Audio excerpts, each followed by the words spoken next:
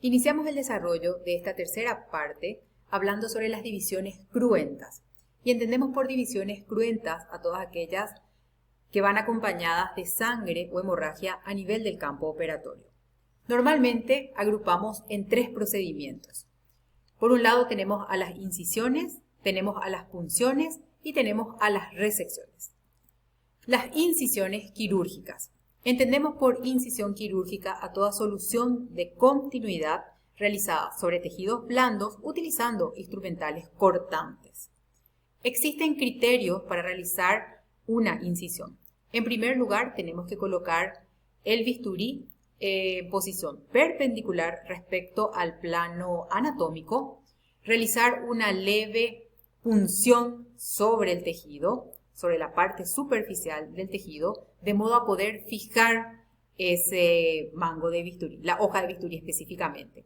Realizamos a continuación una inclinación de 45 grados respecto al plano anatómico y deslizamos la superficie de corte de la hoja de bisturí hasta realizar la incisión por completo. Es importante realizar esa incisión quirúrgica en un solo plano para evitar dejar colgajos a nivel de la línea de incisión. Si el tejido ofrece resistencia, podemos apoyar el dedo índice sobre la hoja de bisturí o el dedo pulgar para ejercer leve presión sobre el mismo, así como habíamos visto en las formas de sujeción del mango de bisturí. Como habíamos dicho anteriormente, esa incisión tiene que ser completa desde el inicio hasta el final, abarcar un solo plano anatómico por vez, es decir, en primer lugar vamos a incidir la piel, en segundo lugar vamos a incidir el plano subcutáneo y así vamos a ir plano por plano. Tratamos de no incluir más de dos tejidos o planos anatómicos diferentes en una sola incisión. Es importante utilizar los separadores si necesitamos visualizar qué tenemos a nivel de los planos profundos antes de introducir los dedos o la mano a nivel de la herida quirúrgica. A la herida quirúrgica le vamos a dar la forma de un embudo. Significa que los planos superficiales van a tener una incisión en cuanto a su longitud mayor con respecto a los planos profundos. De esta manera, suponiendo que la línea negra que observamos en la diapositiva corresponde a la incisión de piel en su inicio y a nivel del final de la misma, la siguiente incisión tendrá una longitud inferior. Podemos ver acá la diferencia de unos centímetros con respecto al inicio de la primera línea de incisión y el inicio de la segunda línea de incisión. De esta manera vamos a ir avanzando hacia los planos profundos. Esto nos permitirá visualizar el inicio y el final de la línea o de la incisión de un plano profundo con respecto a un plano superficial al momento de reconstruir el mismo. Asimismo, estas incisiones pueden tomar distintas direcciones. Pueden ir de derecha a izquierda, de izquierda a derecha. También podemos realizar una incisión de arriba hacia abajo. Es importante de que el corte sea preciso, sea realizado de una sola vez y de manera recta. De esta manera el tejido podrá coadaptar perfectamente y evitamos dejar espacios muertos.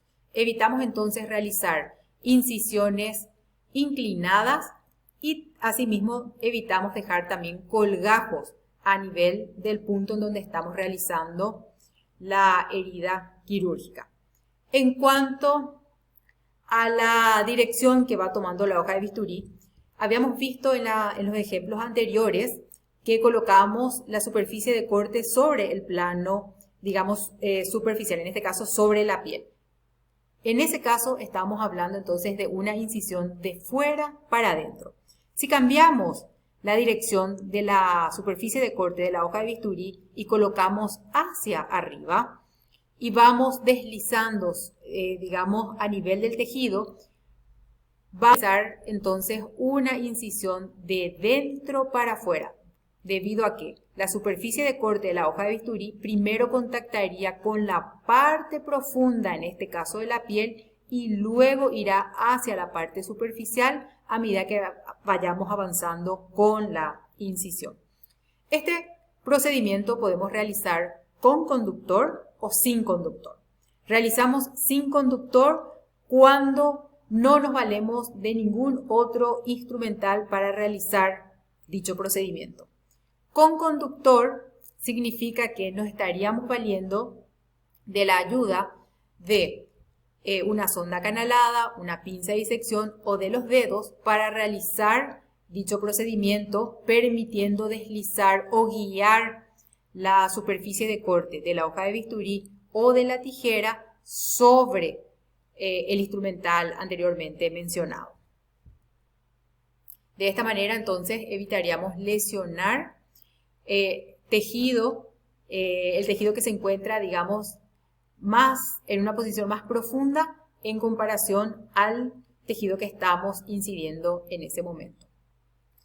Estas incisiones pueden ser simples, compuestas, pueden ser rectas o curvas. Una incisión simple significa que la misma está constituida por una sola línea. Cuando nosotros combinamos dos o más líneas de incisión en diferentes direcciones, estamos hablando de una incisión compuesta. Entonces, tenemos aquí un ejemplo de una incisión en cruz, una incisión en B corta, una incisión en forma de T y una incisión en forma circular. Si necesitamos realizar una incisión compuesta y una de ellas se encuentra en un plano inferior respecto a la otra, vamos a tomar de ejemplo esta incisión en forma de T, aquí en forma de T. Entonces, primero realizaríamos la incisión que se encuentra en un plano inferior y en segundo lugar la incisión que se encuentra en un plano superior. ¿Por qué? Porque si realizáramos primero la incisión, en este caso la horizontal que se encuentra en un plano superior, la sangre obstaculizaría la visualización en la siguiente línea, antes de realizar la siguiente línea de incisión.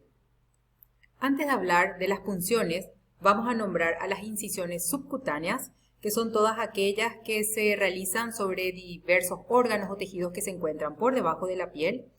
Vamos a nombrar también a la incisión por escisión, que es aquella que además de incidir extirpa parte del tejido y puede ser realizado con el bisturí o con las tijeras.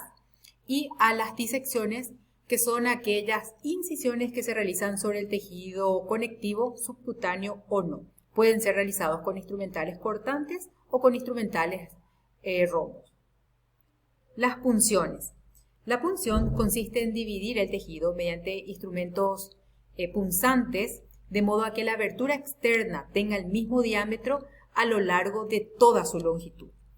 Se utiliza normalmente para dar salida a líquidos fisiológicos, patológicos, a gases o para explorar una cavidad. Además, es el primer tiempo dentro de las inyecciones.